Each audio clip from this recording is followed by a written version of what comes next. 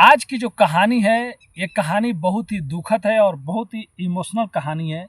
कैसे एक दूल्हा और दुल्हन की 25 दिन पहले धूमधाम से शादी होती है, शहनाई बजती है, गीत होती है और 25 दिन बाद उसी घर से, जिस घर से बारात निकली थी, उसी घर से उस दूल्हे की अर्थी निकलती है और दुल्हन की कहीं भी खोज खबर नहीं। आखिर में दुल्हन गई तो गई कहाँ, और दूल्हे के साथ में आखिर किसने ऐसा काम किया, किसने उसका मतलब हत्या कर दी कि एक खाई में दूल्हे की लाश मिलती है और उसका नाम राजा रघुवंशी होता है और लड़की का नाम सोनम रघुवंशी होता है, जिनकी दुनिया 25 दिन में ही उजड़ गई।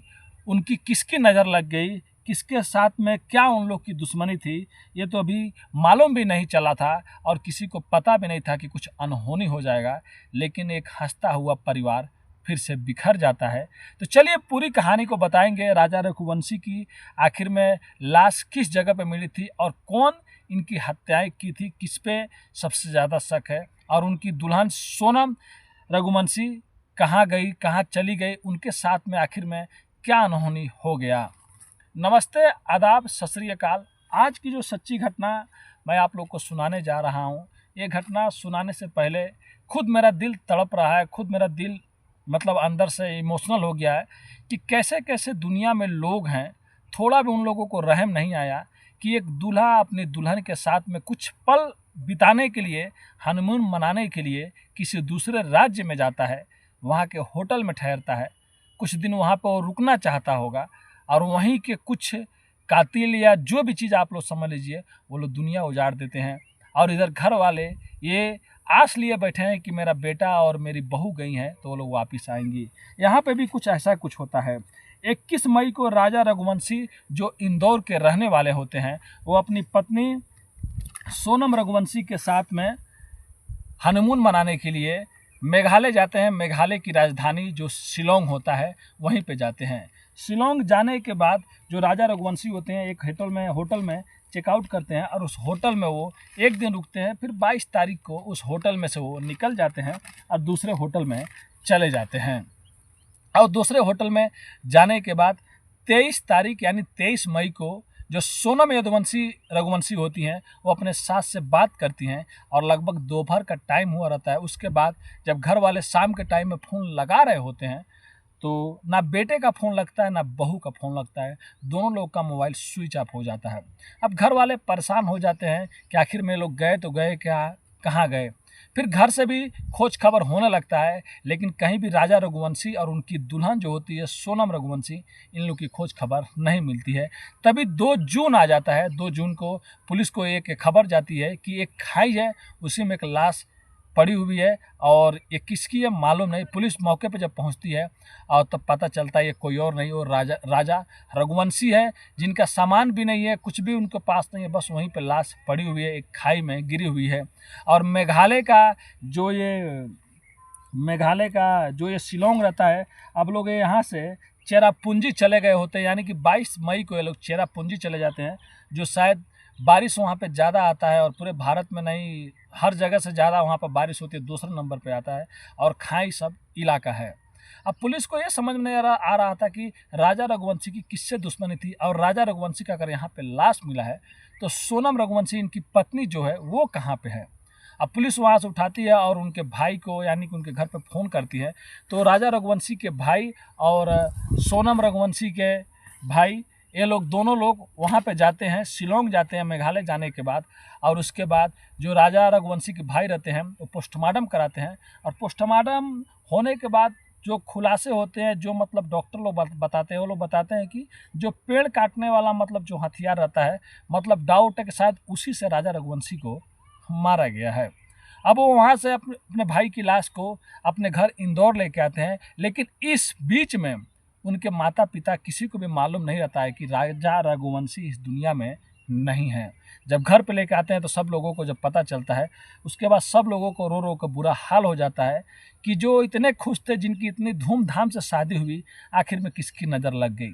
अब इधर आके राजा रघुवंशी जी का उनका अंतिम संस्कार हो जाता है, लेकिन जो सोनम रघुवंशी का भाई रहते हैं वो वहीं पर रहते हैं और वहीं पर अपनी बहन को, जो वहाँ की टीम होती है जो वहाँ के लोकल पुलिस वाले रहते हैं, लोकल लोग रहते हैं, और जो एसआईटी और एनडीआरएफ और एसडीआरएफ की टीम लगभग 60 या 65-70 लोगों की एक टीम रहती है। ये लोग उस खाई को 10 किलोमीटर के एरिया में पूरा छानबीन कर रहे हैं, जो एक्सपर्ट होते हैं, जो नीचे उतरने वाले रहते हैं। लेकिन कहीं भी सोनम रघुवंशी का कहीं भी अता पता नहीं चल रहा है। अब वहाँ से कुछ ये भी पता चलता है कि जिस दिन सोनम अपने सासू माँ से बात की थी 22 मई को, शायद ये लोग जिस होटल में, जिस रेस्टोरेंट में रुके थे, वहाँ पे जो कॉफ़ी था वो कॉफ़ी अच्छा नहीं था।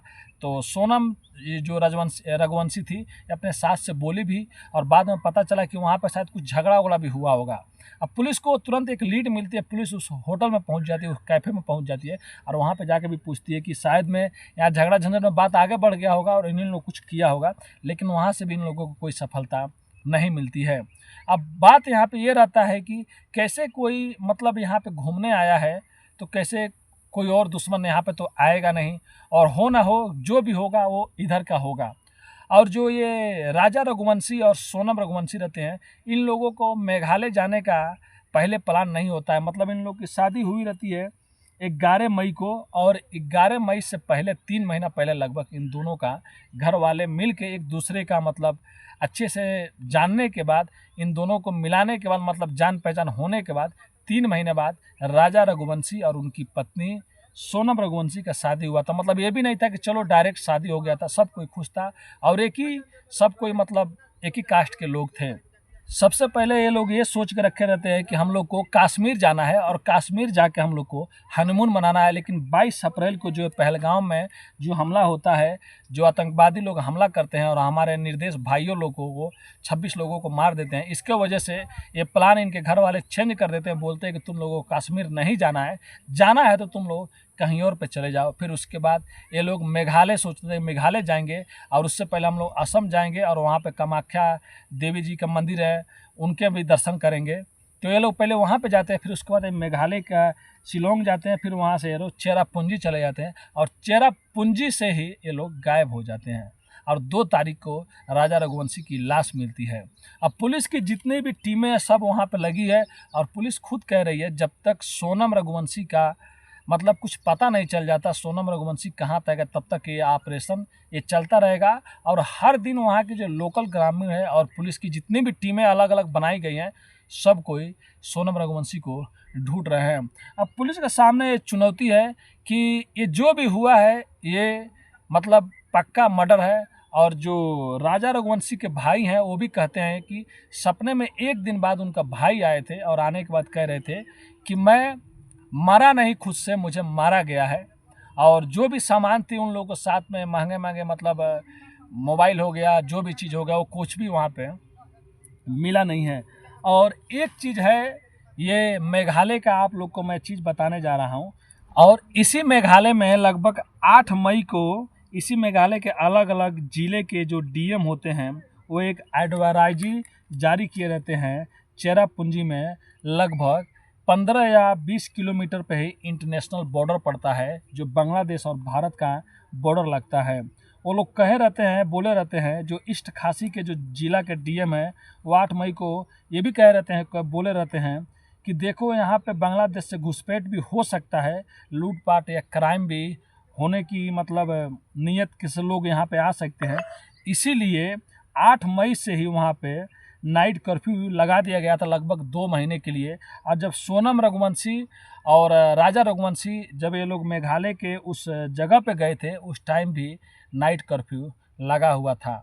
तो कुछ पुलिस लोग का मानना है कि शायद कोई बाहर से आया होगा, जब वहाँ से बॉर्डर पास में ही पड़ता है, और उस बॉर्डर पे मतलब पहले से ही अलर्ट था कि मतलब वो लोग आने का चांस है लूटपाट या क्राइम करने की।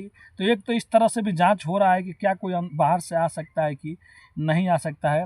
और वहाँ के जो लोकल क्रिमिनल लोग हैं, इससे मेघालय ज़्यादा बदनाम है, क्योंकि अपना देश जो है लगभग 28-29 राज्य है अपने देश में, और मेघालय जो है वो चौथे नंबर पे आता है क्राइम में, और इसीलिए मेघालय ज़्यादा बदनाम है। और कुछ दिन पहले ही अप्रैल में 10 अप्रैल को एक विदेशी आदमी का भी वहीं पे लावारिस लाश मिला था, उसी चेरापूंजी में।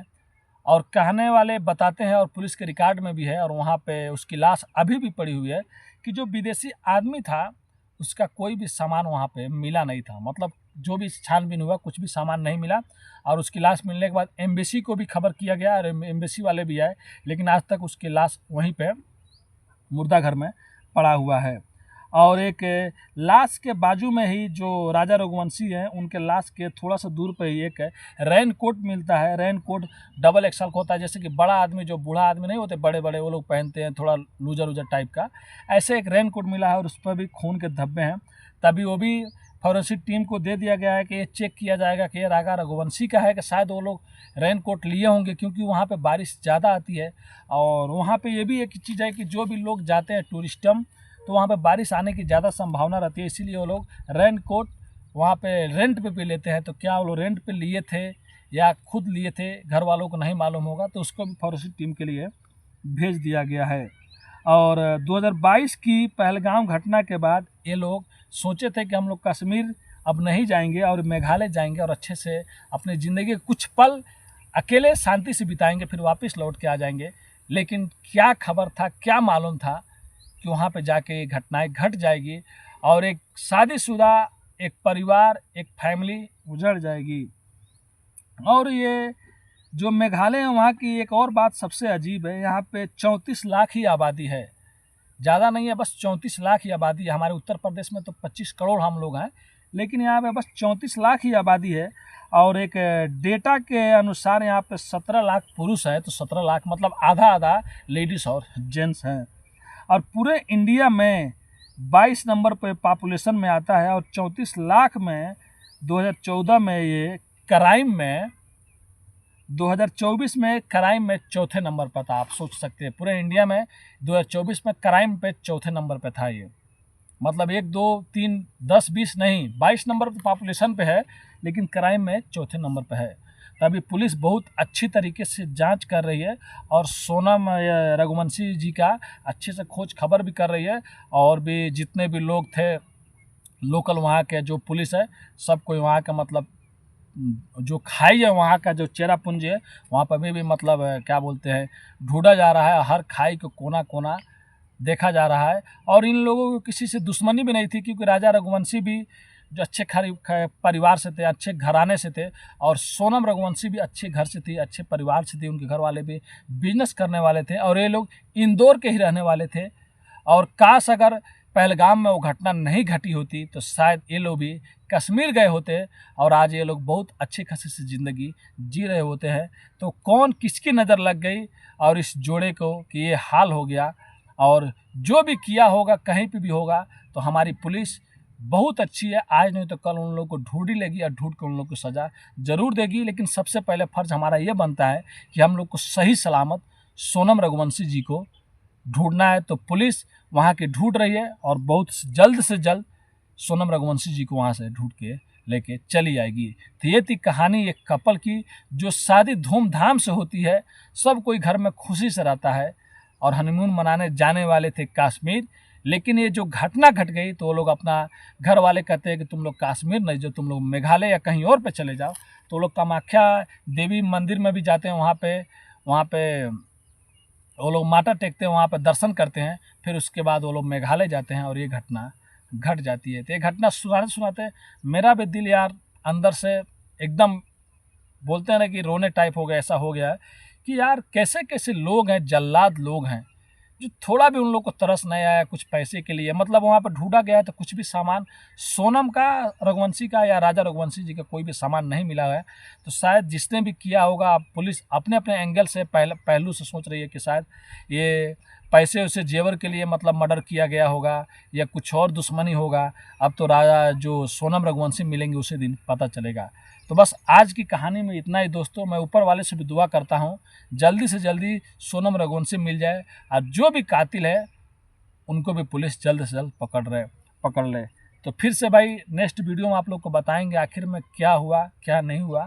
तभी के लिए मैं अलविदा लेता हूँ। और सच में बोले तो मेरे भाई राजा रघुवंशी जी की आत्मा को शांति मिले, ऊपर वाला उनको शांति दे।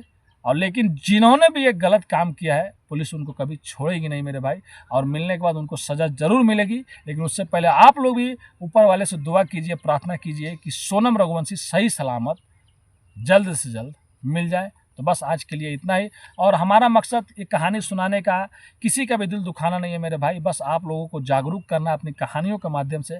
कहीं भी जाए तो सोच समझ के किसी पे भी विश्वास करें और किसी से जल्दी झगड़ा मत करें और अपनी फैमिली का अच्छे से ख्याल रखें। धन्यवाद।